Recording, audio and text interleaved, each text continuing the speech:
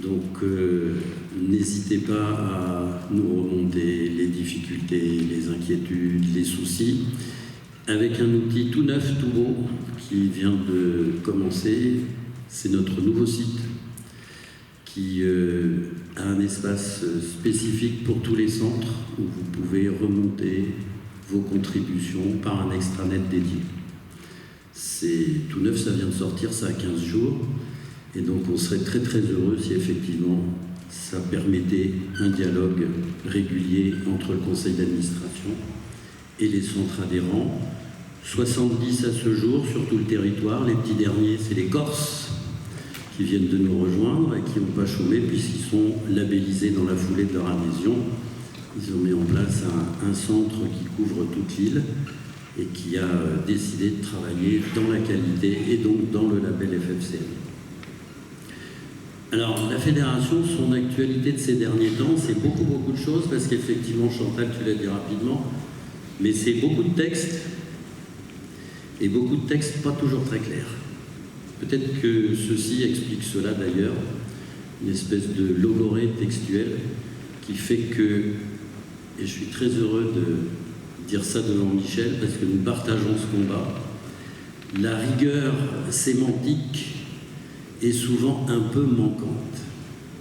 Et en particulier, donc tu vas intervenir sur ce thème cet après-midi, Chantal, médiation-conciliation,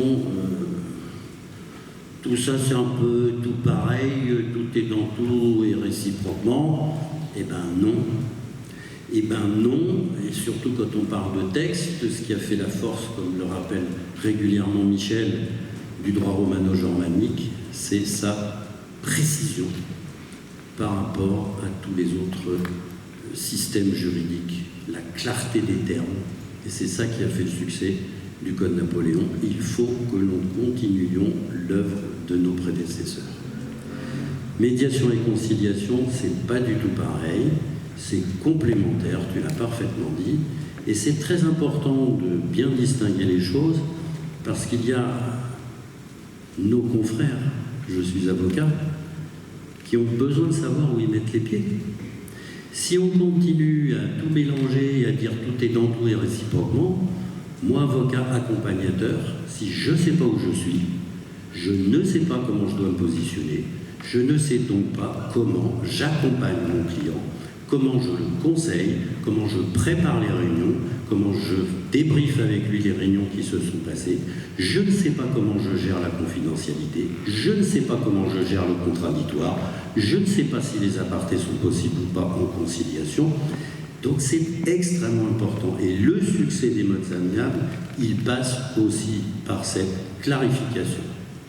Et il serait peut-être bon que le législateur, de temps en temps, lève un peu le pied et réfléchisse, se pose et travaille dans cette réflexion-là. Alors pour l'IED, la FFCM a déposé cette année un projet, alors c'est pas un projet, pardon, c'est une proposition, puisque portée par un député du Modem, qui est Vincent Bourru, une proposition de retravail, de refonte de la loi de 95, avec en particulier l'arrivée d'une définition largement inspirée de la vôtre, Michel, et un toilettage complet pour apporter de la rigueur dans cette loi de 95, qui nous est arrivée de directives européennes qui n'ont pas d'autre possibilité que de raisonner en termes généraux pour s'appliquer à tous les États membres,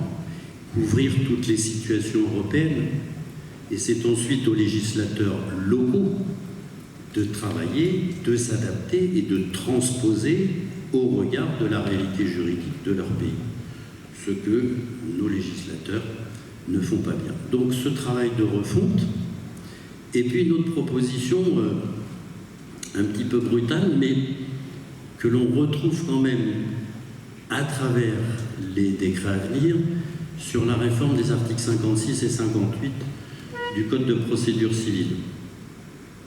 Ce sont les textes qui fixent 56 la requête, 58 l'assignation, le contenu de ces deux actes introductifs d'instance. Et nous avons suggéré d'y ajouter 2 petits alinéas. Pour la requête, à peine de nullité, il faut nom, prénom, état civil, pali, palou, pala, et justifier de tentative de règlement amiable. Et pour l'assignation, à peine d'irrecevabilité, l'assignation doit contenir état civil, pati, pata, pata, et le justificatif de règlement amiable. Pourquoi? Parce que nous nous sommes aperçus que le décret de mars, qui demande aux avocats de justifier, n'est absolument pas appliqué.